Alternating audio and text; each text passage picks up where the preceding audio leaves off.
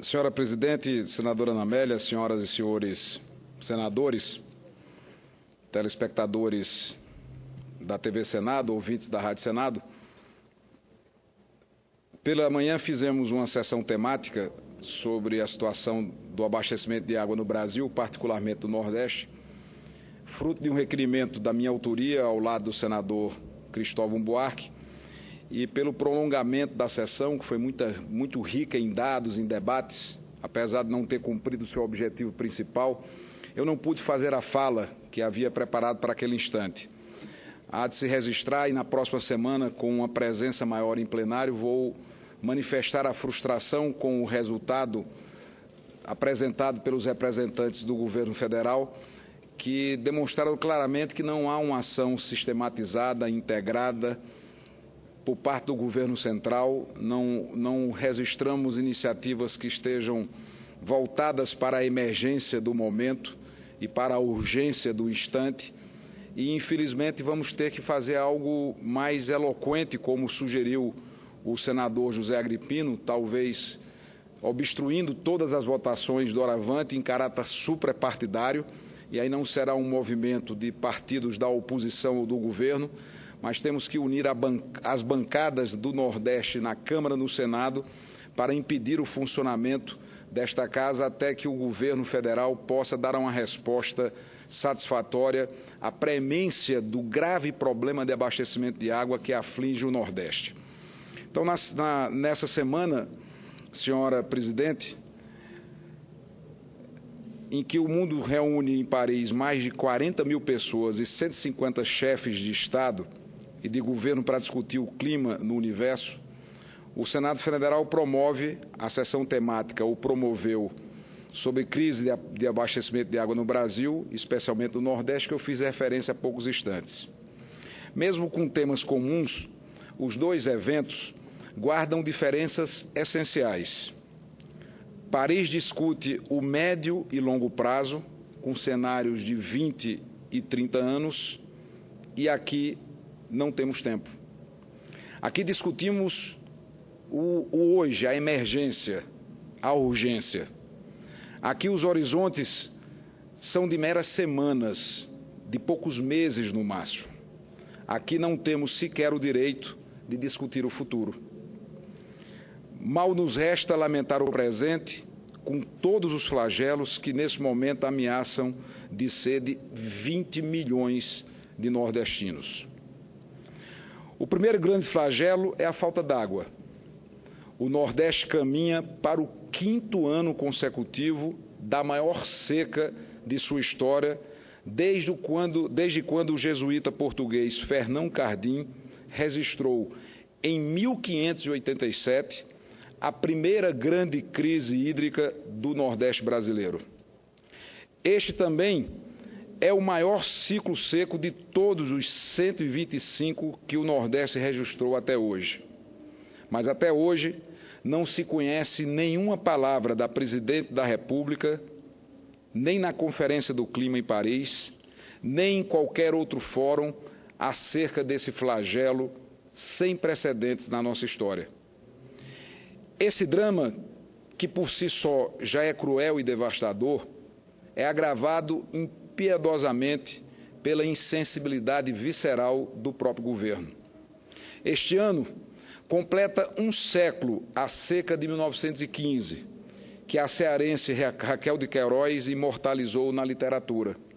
100 anos depois, a seca de 2015 é muito mais severa, até porque não é apenas um ano, mas já são 4, às vésperas do 5º.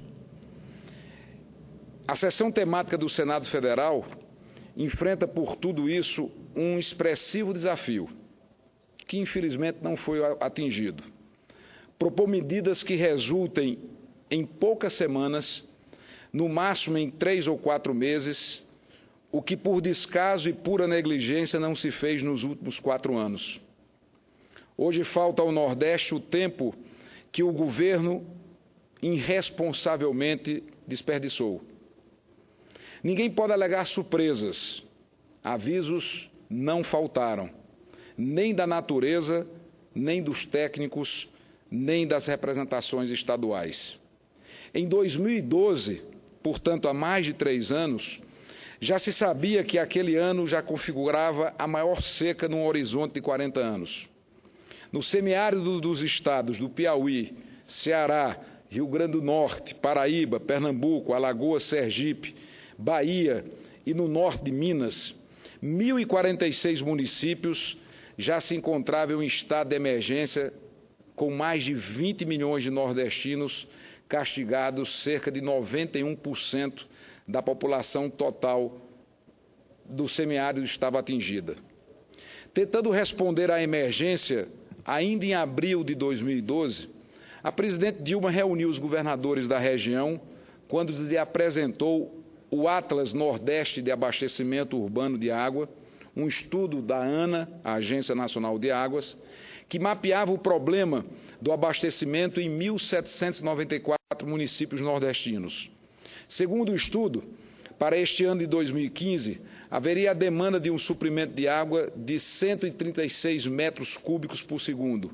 O Atlas já identificava de forma detalhada, estado a estado, município a município, que 1.064 desses municípios monitorados precisavam de ampliação de seus sistemas e 248 deles careciam de novos mananciais para a garantia de água.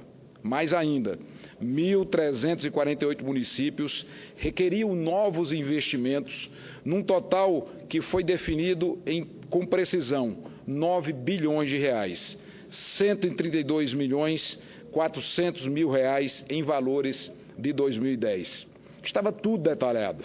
A Paraíba, por exemplo, teria este ano uma demanda de 9,1 metros cúbicos por segundo.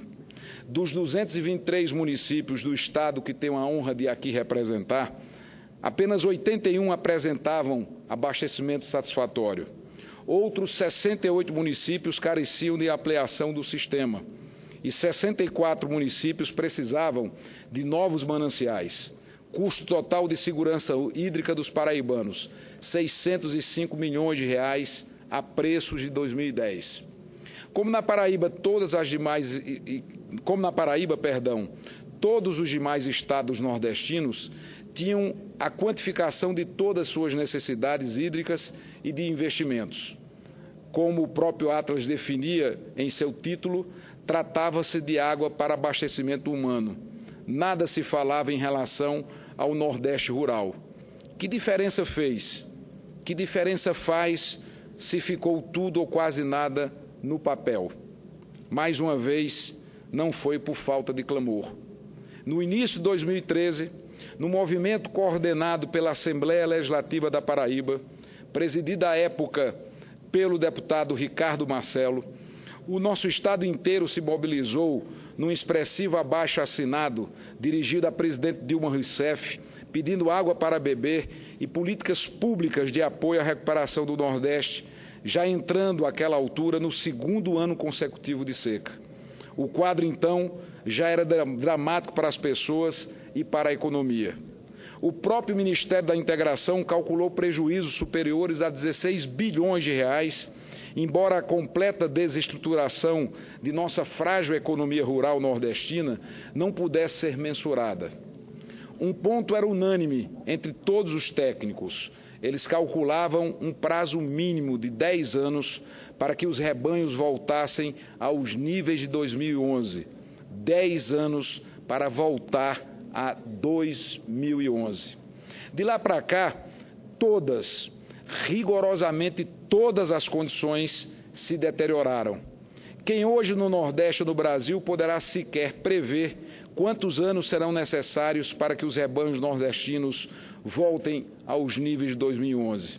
Quem ousaria tal temeridade? Pior, quem comentaria tal leviandade? Aquele foi um ano no início da emergência. Hoje se vive a véspera do caos, do mais absoluto caos climático e humano. Infelizmente, de novo, não faltaram advertências, muito menos clamores. Já em agosto último, há 4 meses, portanto, quando as águas do Oceano Pacífico, à altura do litoral do Peru e do Equador, registraram aquecimento de 1,3 a 2 graus em sua superfície, Os técnicos não tiveram dúvidas, estava em formação o fenômeno El Niño mais intenso dos últimos 50 anos, com pico entre outubro de 2015 e janeiro de 2016, exatamente o período que estamos vivendo e sofrendo. Os efeitos desse fenômeno logo se fizeram sentir. Chuvas torrenciais no sul, tempestades verdadeiras que alagaram o Rio Grande do Sul, aqui tão bem representado por Vossa Excelência, senadora Ana Amélia. São Paulo teve o novembro mais chuvoso em 100 anos. Até o deserto chileno do Atacama floriu, mas o Nordeste esturricou. De novo, nada se fez, nem se faz, o que é pior ainda. A presidente da República chegou a reunir governadores na região, mas dessa vez nem promessa foi feita. A promessa vazia da reunião de 2012 foi trocada pela chantagem mais explícita e odienta. Os governadores pediram pressa na conclusão das obras da transposição do Rio São Francisco, o que a bancada paraibana, em sua totalidade e unanimidade, já havia pedido por ofício à presidente Dilma Rousseff, a presidente Dilma Rousseff. A resposta da presidente, senhoras e senhores, foi a seguinte: aprovem a CPMF e terão mais ritmo na transposição.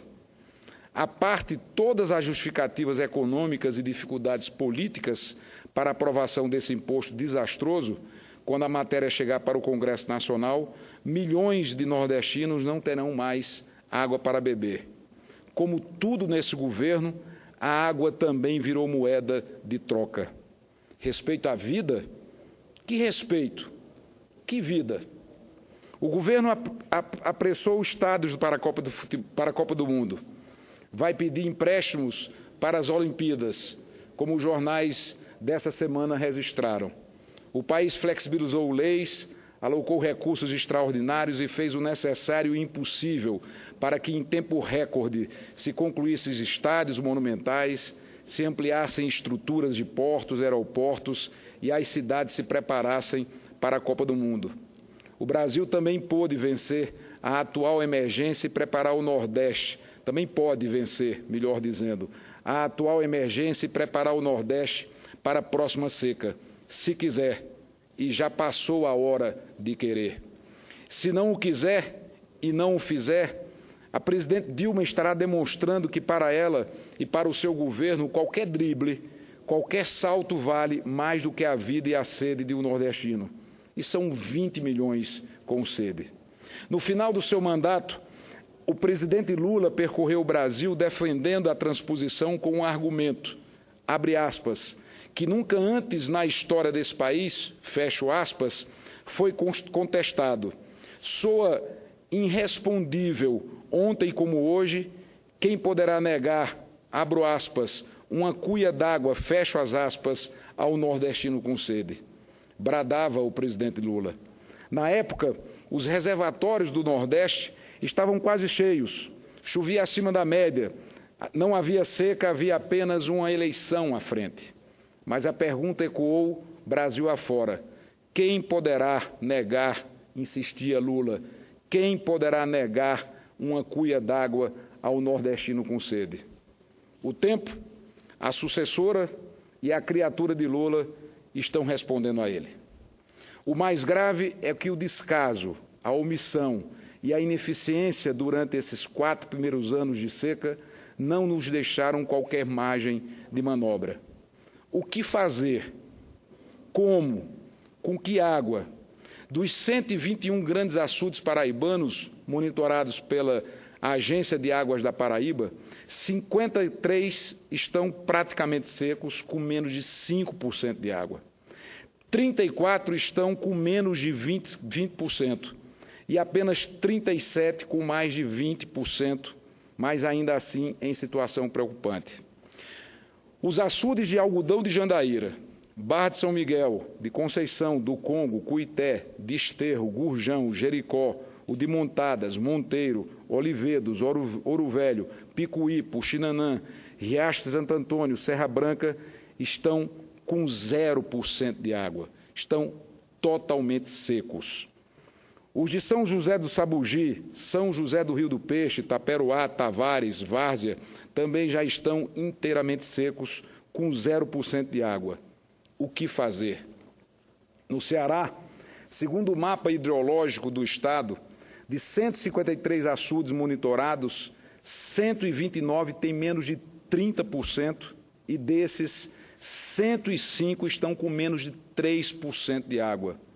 Repito a pergunta, o que fazer? O Nordeste todo está hoje com menos de 6% de água em seus reservatórios. Sobradinho secou, Sobradinho praticamente secou, tem 1% do seu volume morto.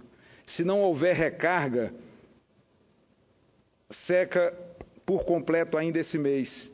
E o lago pode acumular 34 bilhões de metros cúbicos, 10 vezes a Baía de Guanabara. O segundo grande lago do São Francisco, com terras nordestinas, o de Itaparica, já está com menos de 10% de sua capacidade. O açude de Açu, no Rio Grande do Norte, o maior do Nordeste, tem apenas 22%. O de São Gonçalo, que abastece Sousa, tem menos de 3%.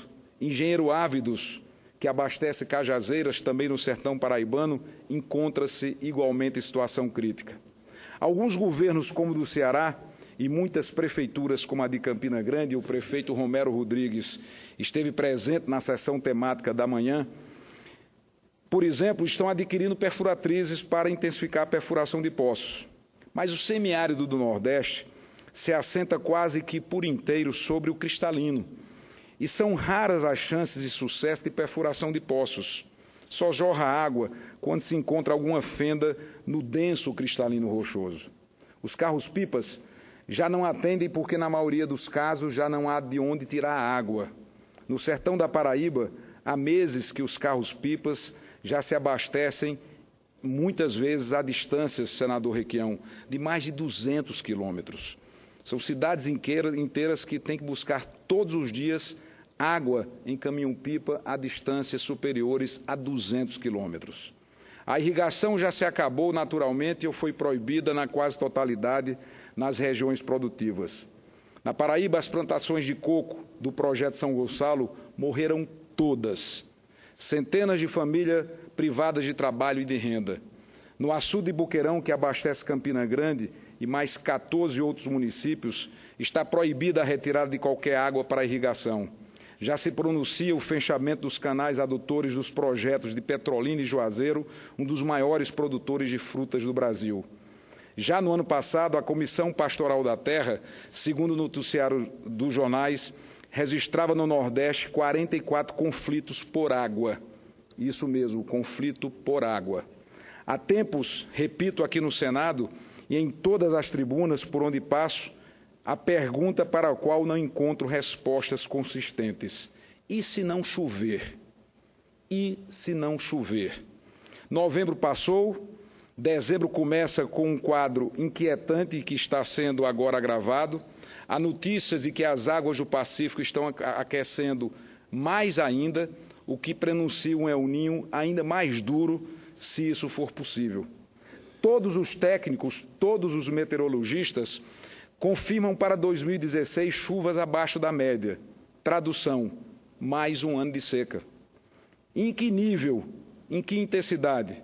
Os cientistas ainda não respondem, os que nos obrigam a perguntar. E se não chover? É claro que muitas medidas podem e devem hoje ser sugeridas. Medidas que previnam futuros flagelos e que preparem o Nordeste para a convivência com a seca. Todas são essenciais. Mas hoje, mais do que nunca, o foco tem que ser a emergência. Algumas obras absolutamente fundamentais.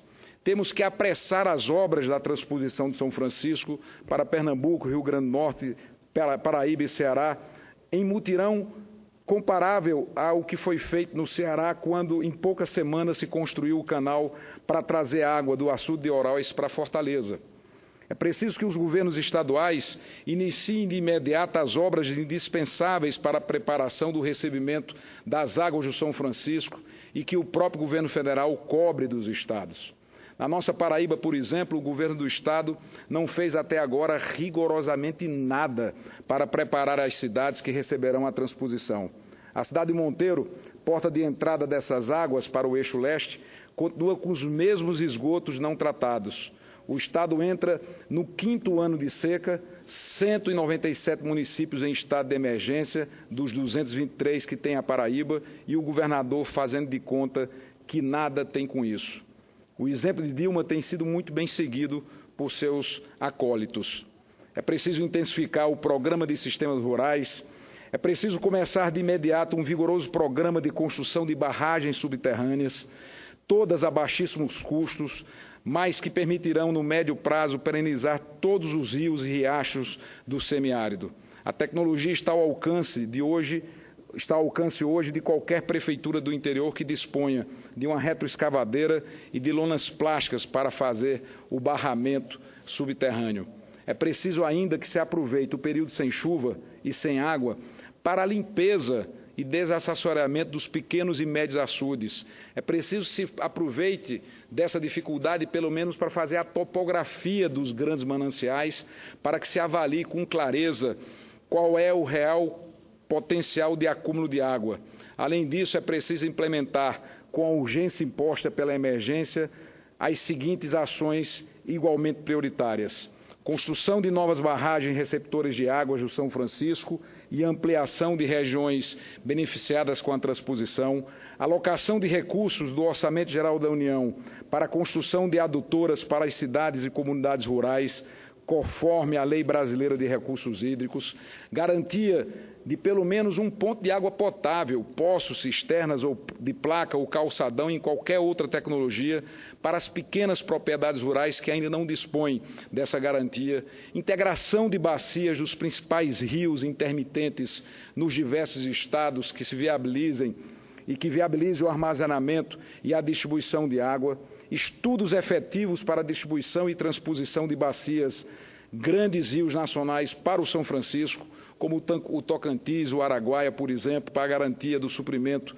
e viabilização permanente da transposição, construção de pequenos açudes, barreiros e aguadas, adoção de políticas públicas construídas de forma participativa com os comitês de bacia, representantes das diversas regiões envolvidas, com vistas à segurança hídrica, ampliação do Programa Federal de Recuperação e Revitalização dos Perímetros Irrigados, instalação de medidores elétricos especiais do Programa Tarifa Verde, micromedição para a diminuição das perdas na distribuição de água, que em alguns casos chegam a 60% da água captada. Enfim, temos um conjunto de medidas que precisam ser adotadas para que, num segundo momento, passada a crueldade da emergência, o governo terá de trabalhar para a recuperação e o fortalecimento da economia rural do semiárido. Permito-me repetir aqui as sugestões já encaminhadas há quase 3 anos à presidente Dilma no abaixo-assinado coordenado pela Assembleia Legislativa da Paraíba, com mais de 200 mil assinaturas do nosso Estado. São valiosos instrumentos dessa recuperação da economia rural da região. Foram sugeridos, pelo menos pelo povo paraibano, as seguintes providências: estímulo ao apoio e recuperação dos rebanhos e a retomada da atividade agrícola com ênfase em culturas adaptadas e resistentes à seca, apoio à reorganização da comercialização dos produtos da agricultura familiar, articulando-se o mercado aberto e os mercados institucionais, a exemplo de hospitais, escolas, creches, presídios, solução imediata e definitiva para o endividamento dos produtores do semiárido do Nordeste, junto às instituições financeiras oficiais, com subsídios dos juros e correção da dívida mediante compromisso de metas de geração de emprego e manutenção dos rebanhos, execução de programas efetivos de geração de renda para que o sertanejo não transforme o que resta do bioma caatinga em meio de vida, subsistência, transformando em carvão, capacidade dos jovens do meio rural capacitação dos jovens do meio rural através de cursos profissionalizantes que obedeçam e respeitem as vocações regionais.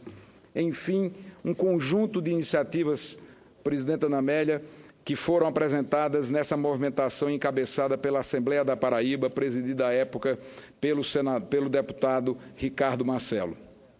Portanto, o que nós estamos fazendo, e concluo, senhor presidente, o pronunciamento com a tolerância do tempo e a generosidade de Vossa Excelência, por mais que a recuperação econômica da região seja essencial, a emergência é maior. Hoje é do suprimento de água para 20 milhões de nordestinos que, dentro de pouco, muito pouco tempo, não terão o que beber. E que ninguém do governo venha a sugerir que eles bebam água mineral. Essa ironia ofensiva e desrespeitosa seria a versão petista da rainha da França, Maria Antonieta, que sugeriu comer brioches para os franceses que não tinham pão.